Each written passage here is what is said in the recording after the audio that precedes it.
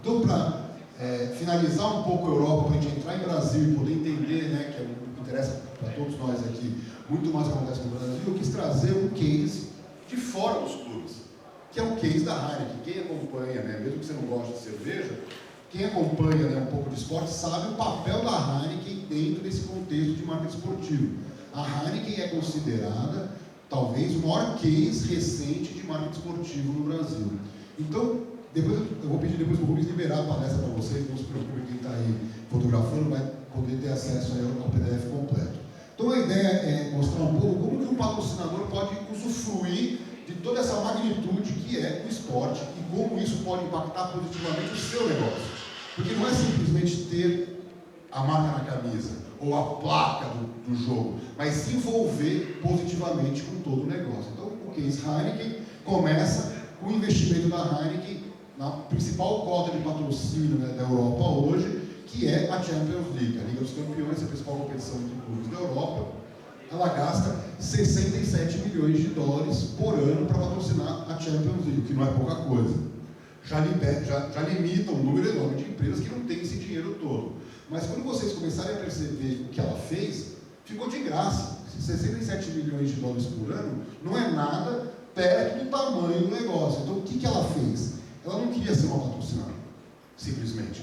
Colocar uma placa no meio do campo, ter ali umas ações junto à UEFA, ter o link no site, que é o que acontece. Quando você recebe hoje uma proposta de um time ou de uma competição, o foco é, te dou 3 placas, te coloco ali a marca na camisa, te ofereço possibilidades reais de aumento, né, de receita, se você fizer o seu trabalho. A Heineken fez o contrário. Ela resolveu entrar para dentro do futebol.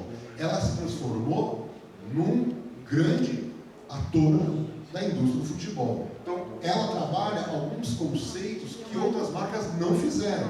Então, ela criou uma música tema para a competição. Ela tem um trabalho muito forte de paixão para os grandes jogos.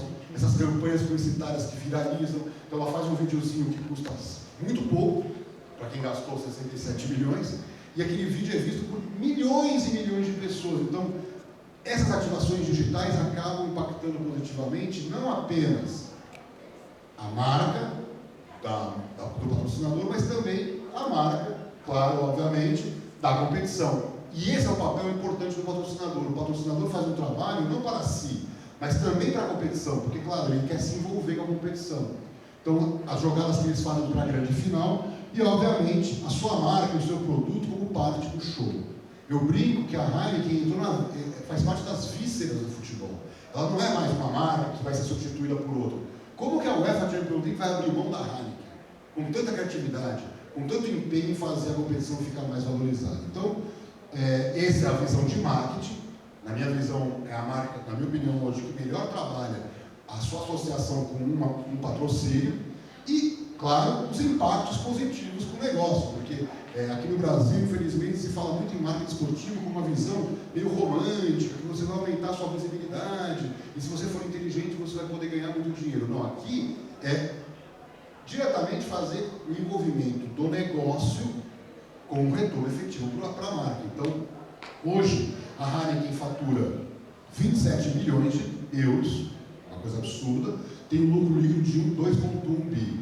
Em 2009, quando ela começou esse processo, não só com a Champions, o entretenimento, live marketing, né, grandes eventos culturais e entretenimento, ela faturava 14,7 bi e lucrava 510 milhões. Em 2009, as ações da companhia valiam 23 euros e hoje estão cotadas em 92 euros.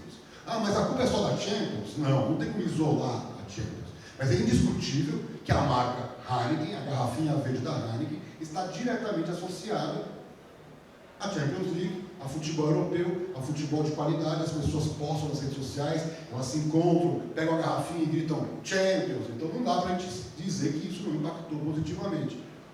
Um irrisório investimento de 67 milhões de dólares que gerou um retorno em uma década de 300% para acionista. Então é indiscutível que se outras marcas, a Lais está tentando fazer isso e não está conseguindo. A Lais também é patrocinadora da Champions, está gastando milhões com o Messi, gastou muito dinheiro com o Messi, não é a mesma coisa, porque a Champions foi construída junto com a Heineken. Então a Heineken ela é protagonista do futebol europeu. E aí, gente fechar a palestra, não podia deixar de falar um pouco de futebol brasileiro. Nós, lá na Esportes Velho, temos a maior base de dados de números financeiros e de marketing do futebol brasileiro. Nenhuma outra empresa no Brasil, mesmo grandes empresas, maiores que a Esportes Velho, tem a quantidade de dados que nós temos, porque eu comecei no início dos anos 2000 a levantar essas informações, então a série histórica da Esportes Velho é a maior do Brasil, o que me deixa extremamente orgulhoso, né, de uma empresa menor do que grandes concorrentes, com muito mais informação e com muito mais fundamento, graças a essa série histórica que nós construímos. Então, comparando, né, com aqueles números iniciais do mundo e trazendo para o Brasil, o que nós podemos falar? Que o futebol profissional no Brasil, considerando todos os clubes, a CBF e as federações estaduais, movimentou em 2018, que é o último dado disponível, 6,5 bilhões de reais. Alguém vai falar, nossa, quanto dinheiro! Mas quando a gente vai olhar, você tem 81% desse volume, quer dizer, os 20 maiores clubes representando praticamente todo esse volume. Então, quando a gente fala que a CBF não é importante, que as federações não são importantes, que são os clubes que são importantes, nós não estamos falando porque eu acho, que são os números financeiros. Quer dizer, a CBF representa menos de 10% do mercado. E ela representa muito, porque ela sozinha fatura praticamente 600 milhões de reais. Só que na hora que você junta os 20 clubes, ela se transforma numa gota em termos de volume. Ela é poderosa porque ela detém o poder político, mas economicamente ela não é importante. Então, os 20 maiores clubes do Brasil são muito mais importantes. Então, a revolução do futebol brasileiro, que nós queremos tanto que aconteça, da mesma forma que aconteceu na Europa, até nos Estados Unidos, com o soccer, vai ter que passar por esses grandes clubes. Não dá para esperar dos pequenos clubes, muito menos das federações e da CBF. Então, eu acho que o diagnóstico inicial é: esses clubes, os maiores clubes do Brasil, sozinhos podem fazer essa revolução, no caso do esquema. Então, olhando para esses 20 clubes, vocês vão ver a seguir quais são eles, quanto que eles faturavam e quanto que eles faturam. Então, houve um incremento muito grande das receitas ao longo desses últimos 16 anos, que é o período desde que os balanços dos clubes começaram a serem publicados.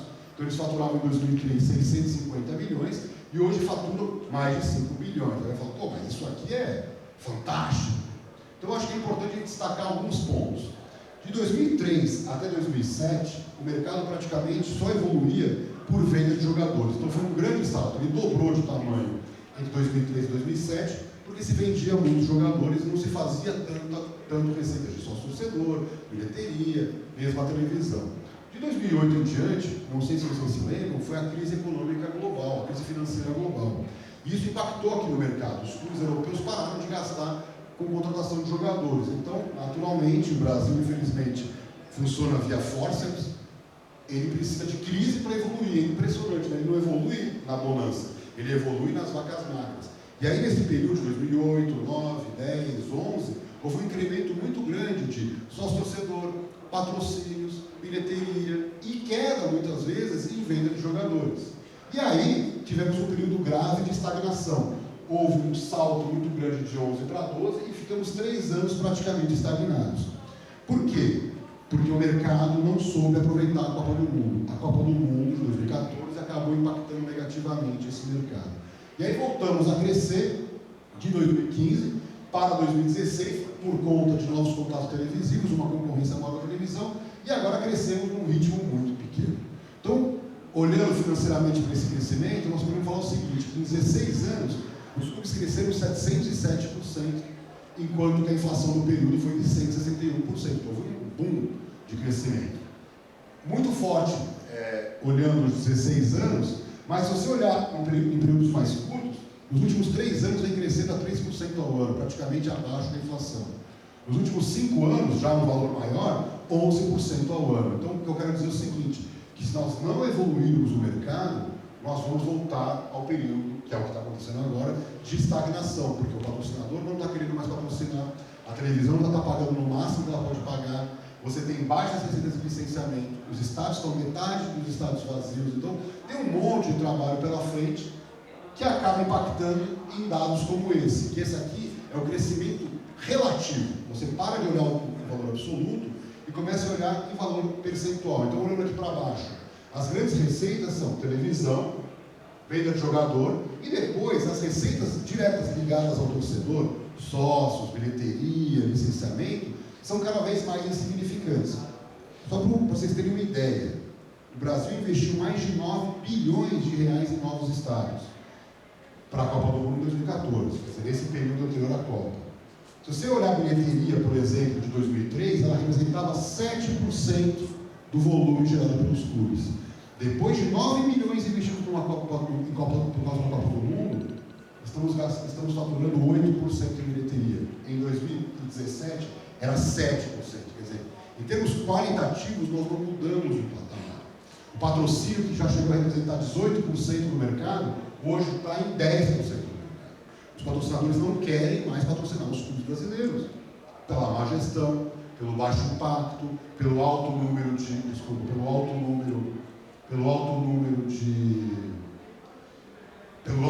de patrocínios que acaba afetando a visibilidade. Então você tem uma série de questões aqui que mostram o mercado em crise. Se viesse um diretor de marketing de um clube aqui em vez de mim, ia falar, não, que está tudo muito bom, porque ele está vendendo o clube dele. Eu, como vendo, na verdade, inteligência de mercado, consultorias efetivas, e tenho trabalhado cada vez mais para clientes internacionais, tenho percebido que o mercado só está nesse patamar porque mentiram o patrocinador. O patrocinador já fez as contas e percebeu que está muito caro. Está muito caro patrocinar um clube por baixo retorno que esse clube me oferece.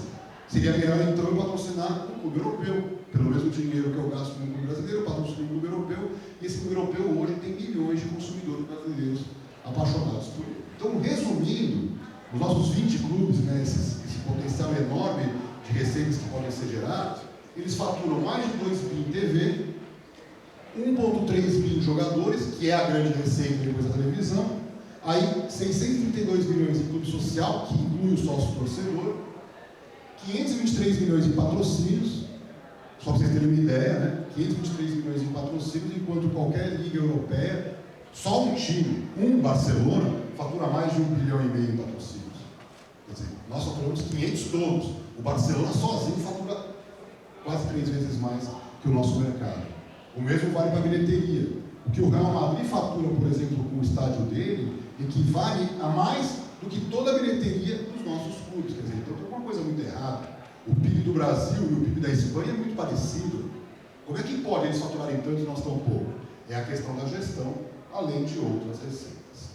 Então, para a gente entender um pouquinho quem são esses clubes, né, os 20 maiores, os que mais faturam, em 2019 provavelmente o Flamengo vai ser o que mais fatura, mas em 2018 esse ranking foi liderado pelo Palmeiras, 650 milhões, quer dizer, você fala, pô, mas o Palmeiras fatura 650 milhões, é uma potência. Mas quando você vai ver, é um caso isolado. O Palmeiras é um clube que tem uma arena, que acaba gerando receita, tem um bom patrocinador, que é a Crefisa, que paga muito dinheiro. Depois você tem o Flamengo, Corinthians, São Paulo, que seriam as 4 maiores forças. Depois já começa a cair muito a receita. Já vai para 400, Grêmio, depois cai para 380, Cruzeiro, depois Fluminense, 297. Como você vai ver, você tem um grande fluxo de recursos lá em cima, nos grandes clubes, nos mais ricos. E aqui no meio você tem clubes na casa aí de 80, 100, 150 milhões, que é um valor bastante baixo. Então, eu destaquei aqui uma receita, lá no nosso site, vocês encontram todos os dados, todos os PDFs de todos os estudos que nós publicamos, mas para vocês terem uma ideia como a situação é complicada. Em termos de patrocínio, você tem o Palmeiras, graças à Crefisa, que paga muito mais do que precisaria, né? Por isso que acaba tendo um valor tão alto, 95 milhões de reais em patrocínio. Depois você tem o Flamengo, que é hoje o case do nosso mercado, que melhor trabalha, né, os conceitos de gestão, com 90 milhões. Depois você já tem Corinthians, 43 milhões. Internacional, 39. Grêmio, 34. Isso aqui não vale nenhuma cota de um clube europeu. O que o Grêmio, por exemplo, foi campeão da Libertadores, fatura com patrocínio, não dá uma cota de patrocínio de um clube médio da Europa. Quando você pega o São Paulo hoje, que é a terceira maior torcida do Brasil, o São Paulo fatura 23 milhões de reais de patrocínio. Isso não é nada. É insignificante para o tamanho do clube, o estádio que ele tem, o tamanho. Eu não estou aqui para criticar nenhum clube em particular, aqui eu estou olhando os números. Então, quando eu vejo que o São Paulo fatura menos que o Atlético Mineiro, menos que o Santos, menos que o Cruzeiro, menos que o Grêmio, menos que o Internacional, sendo a terceira torcida do Brasil, eu só posso afirmar que o São Paulo tem uma péssima gestão de marketing. E aqui eu não estou discutindo se o presidente é bom, se o presidente é mau, se o diretor de marketing é bom ou mau. São os números que são contundentes. que comprovam essa tese que eu defendo. E aí vem a questão: por que nós somos tão pequenos? A culpa é do Brasil? Não, a culpa não é do Brasil. Segundo dados, um estudo que eu gosto bastante, que chama IPC Maps, que trata do índice de potencial de consumo dos brasileiros. E isso, o Brasil vive uma crise sem precedentes, né? As famílias brasileiras vão gastar em 2018 4,4 trilhões de reais. Essa é uma parte importante do nosso PIB, concentrado nas classes B e C. Então nós temos aí um número enorme de brasileiros que estão gastando, mas não estão gastando com o seu principal esporte, que é o futebol. Não estão consumindo a marca dos seus clubes. Eu fiz um recente estudo, que está disponível inclusive no nosso site, que mostra exatamente essa barbaridade. Segundo o estudo, né, do IPC, Índice de Potencial de Consumo, os brasileiros em 2018 gastaram 67,7 bilhões de reais com entretenimento. Destes, aí dados, né, da Esportes Velho, apenas 1,1 bilhão com seus clubes de futebol, entre sócio-torcedor, bilheteria e compra de produtos. Quer dizer, nós estamos falando que, embora o Brasil seja o maior mercado do futebol no mundo, nenhum país do mundo tem tantos torcedores num único lugar, como é o caso do Brasil, são mais de 150 milhões de brasileiros que torcem para times de futebol. Ainda assim, apenas 1,6% de todo o gasto dos brasileiros com entretenimento vai para o cofre dos clubes. Então, o que eu tenho para dizer é que é um problema de gestão, e não um problema do mercado. O dirigente fala que a culpa é da crise. É sempre a culpa de alguém, nunca a culpa dele. Quer dizer, se o São Paulo, por exemplo, fatura 23 milhões em patrocínio, a culpa não é do mercado de patrocínio, a culpa é da gestão da marca do São Paulo. Então, eu acho que esse dado, que é um dado que caiu muito mal para o mercado do futebol, vários dirigentes não gostaram, eu recebi um feedback bastante negativo, mas a verdade é uma só: eles não sabem faturar para o torcedor. Então, o que mostrou esse estudo é que os clubes que mais faturam para o torcedor hoje são aqueles que têm menos torcida. Claro, porque proporcionalmente, clubes como Chapecoense, Atlético Paranaense, Curitiba, Ceará, estão faturando muito mais do que Corinthians, Vasco da Gama, Flamengo, São Paulo. Por quê? Porque, claro, se o Corinthians se vangloria de ter 30 milhões de torcedores, e se ele fatura um valor irrisório com esse torcedor, no final, a conta dele é que ele ganha menos de R$ 4 por torcedor.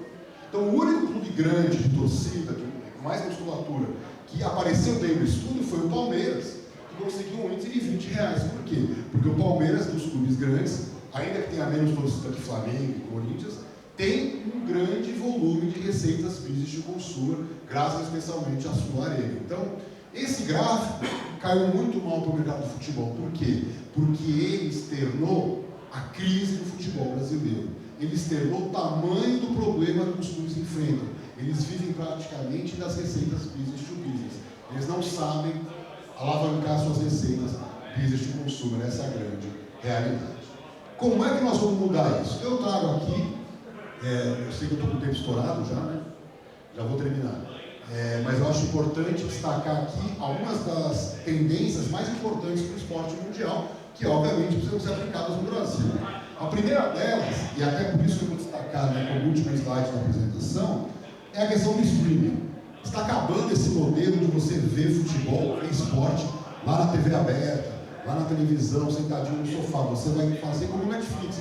Você vai querer interagir, você vai querer comentar, você vai querer escolher a hora de assistir. Isso é um ponto importante. Outra questão, na minha opinião, super importante, é a questão dos patrocínios. Quer dizer, os patrocínios, eles vão ter que impactar a vida das pessoas. O patrocinador vai procurar, dentro do seu negócio, aonde que eu vou conseguir impactar a vida das pessoas. E, na minha opinião, o esporte tem essa capacidade. O esporte tem a capacidade de ofertar para as pessoas algo mais que o dia a dia, né, das empresas não consegue, só que você vai ter que ser muito mais criativo. A outra questão é o time. O Corinthians, o São Paulo, o Palmeiras, o Flamengo. Como que eles vão fazer para impactar a vida das pessoas? Eles vão ter que oferecer experiências de consumo memoráveis, coisa que você não consegue ver hoje no Brasil. Outro ponto é a questão dos estádios. Os estádios estão vazios, então nós vamos ter que pensar como melhorar o serviço para o torcedor ir ao estádio, consumir mais, inclusive utilizando novas tecnologias. Outros setores que são importantes, o esportes, quem está acompanhando essa revolução, só para vocês terem uma ideia, era um mercado de 325 milhões de dólares em 2015 e deve chegar em 2018 a 1,6 bilhão. Quer dizer, nada cresceu tanto no esporte como a questão do esporte. Outra questão é a Internet of Things, né, a internet das coisas, que é a interação da internet com o funcionamento da tecnologia, principalmente da vida do torcedor. Então, desde o reloginho da Apple que interage com você, isso vai ter que evoluir para o esporte, quer dizer, não o esporte de participação, mas o esporte de exibição. O que o seu time vai poder fazer em termos de tecnologia para interagir com você durante a semana, muito antes do jogo acontecer? Esse é um grande desafio do mercado brasileiro. Outra questão importante, fundamental, na verdade, é a questão das mulheres no esporte. Quem está acompanhando o futebol feminino está evoluindo globalmente, aqui no Brasil também. E é um espaço muito grande, porque as mulheres praticam muito menos esporte que os homens. Então, as marcas que souberem se apropriar um pouco dessa questão da mulher e do esporte, não só da prática esportiva, como da paixão pelo esporte. Da mãe que quer levar os filhos no estádio, e o estádio não permite, porque não te dá segurança, não te dá conforto, né? Então, desde o papel higiênico no banheiro, até o respeito, né, à questão feminina, que é muito diferente da questão masculina. Então, tem várias questões para serem discutidas. E, obviamente, um ponto também que eu queria destacar antes de finalizar, é a questão da saúde pública que o esporte pode interagir. Então, hoje, o Brasil e o mundo vivem uma epidemia de sedentarismo e obesidade, e o esporte pode reduzir muito a questão de enfermidades precoces, de doenças precoces, que está afetando, sim, a população. Hoje, existem crianças de 8, 10, 12, 14 anos com doenças de idosos, pressão alta, diabetes, várias questões de colesterol, triglicéridos. Então, nós temos que começar a olhar para o esporte também com esse vetor de desenvolvimento social. Então, para fechar, de todos aqueles temas que eu destaquei, eu queria trazer um, que é a questão do streaming. Eu falei bastante sobre isso, então, naturalmente, eu queria destacar para fechar. Então, o que está acontecendo com o streaming? Quem não conhece muito o streaming é a Netflix. Quer dizer, o streaming, o conceito dele é que você possa assistir on demand. Você vai lá, quero ver minha série.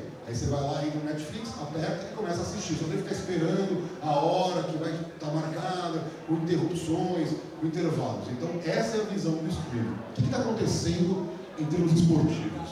Gigantes se consolidando. Quer dizer, a ESPN se junta com a Fox. Então, se transforma numa mega corporação esportiva que vai, sim, dar muito trabalho para as outras emissoras e vão investir cada vez mais em streaming. Grandes gigantes digitais comprando direitos, que é o caso do Facebook, que é uma potência, o YouTube, que é uma das maiores empresas do mundo, né, que é o do Google. Outros gigantes que criaram suas áreas de esporte, como é o caso da Dasm, que acabou de chegar no Brasil, e a Amazon, que, por exemplo, detém a transmissão do futebol americano nos Estados Unidos, que não é pouca coisa, mas já quanto que ela não gastou com isso. E novos gigantes que ainda não entraram no esporte, já falaram que vão entrar, que é o caso da Netflix, que é o caso da Disney Plus. Imagina com a Disney que resolveu usar todo o aparato que ela tem lá em cima de ESPN e Fox para ofertar streaming esportivo. Então, finalizando, por que os esportes estão na crista da onda das empresas de streaming? Porque diferente da série que você gosta de ver na Netflix, que não importa se eu vejo na segunda tarde, no domingo à noite, na quarta de manhã, você escolhe o dia. O esporte tem uma transmissão ao vivo. Quem não vai querer ver a final do campeonato? Quem vai querer gravar a final do campeonato para ver depois? Só se você entrar numa sala, se fechar, não falar com ninguém, não olhar no celular. Então, a transmissão ao vivo tem um impacto muito grande para as redes sociais. Ela tem um impacto maior do que outros conteúdos. Outra questão é que quem fica 90 minutos vendo um jogo, fica muito mais tempo conectado do que o cara que fica lá no Facebook ou no Twitter, interagindo. Ele passa lá 5, 10, 15 minutos e sai. 5, 10, 15 minutos e sai. Mesmo que seja viciado em redes sociais. Então, mais tempo conectado significa muito mais impacto para o anunciante. Outra questão é o fan engagement, que é a palavra de ordem hoje no esporte mundial, e o fan engagement oferece, sim, o esporte oferece para o torcedor um engajamento que nenhum outro setor oferece. Mas a paixão que você tem pelo Corinthians, pelo São Paulo, pelo Palmeiras, é muito maior do que você tem pelo banco que você tem conta. Então, obviamente, que você vai dar muito mais ênfase em termos de conteúdo aos conteúdos esportivos. E, finalmente, uma coisa muito forte hoje em dia, nós estamos vivendo para o lado positivo e também para o lado negativo, é essa sensação de pertencimento. As pessoas querem pertencer a algum grupo. E isso no esporte é muito forte. Então, obviamente que as empresas de streaming sabem disso e por isso que estão investindo tanto nisso. E quais são os desafios do streaming na atualidade? Primeiro, manter a audiência por toda a partida, porque quando você está lá no sofazão, na televisão, vendo 90 minutos de futebol, você está confortável. Mas a geração Y e as gerações mais novas que virão, que estão vindo, não tem paciência para ficar 90 minutos vendo o jogo. Então, como é que você vai fazer? Você vai comprar os direitos de um jogo de 90 minutos e o cara vai ver 5 minutos. O cara vai ver 10 minutos. Esse é um grande desafio para as transmissões via streaming.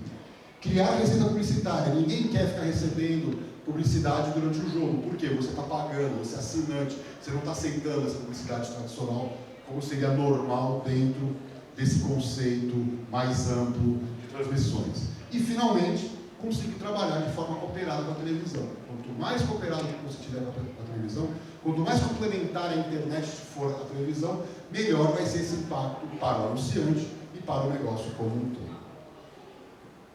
Para fechar, a minha empresa, quem está no site da Sportsvalue vai ver, nós lançamos 2 novos serviços.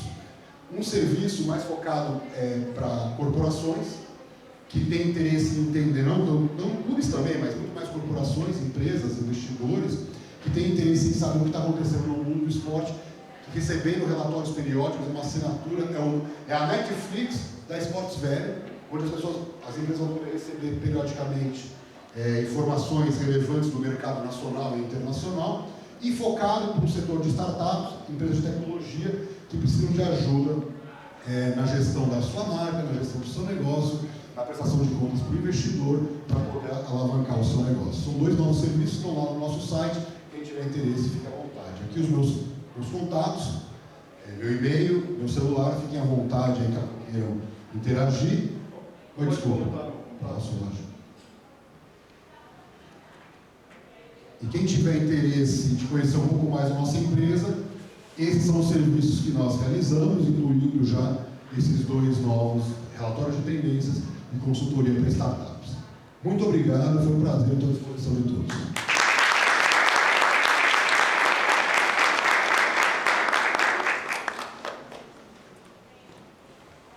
Se alguém quer fazer alguma pergunta, tirar alguma dúvida, estou à disposição. A mudança, como você falou, que vem pelos clubes, tem que começar pela forma que os clubes elegem seus presidentes, os gestores?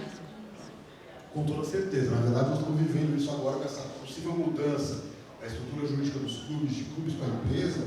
Porque, na verdade, o que acontece? O clube se parece muito com o setor público.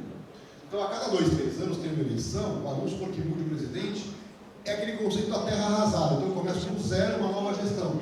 Isso não pode acontecer. O mundo empresarial não combina com isso, porque é como se você mandasse embora o CEO da empresa e zerasse tudo e começasse do zero. É o que está acontecendo. Então, eu acho que talvez o obstáculo maior para o desenvolvimento, que a Europa passou, que foi a transformação dos clubes em empresas, nós vamos ter que passar e nós estamos 20 anos atrasados. Então, naturalmente, tende a demorar um pouco mais para essa maturidade chegar.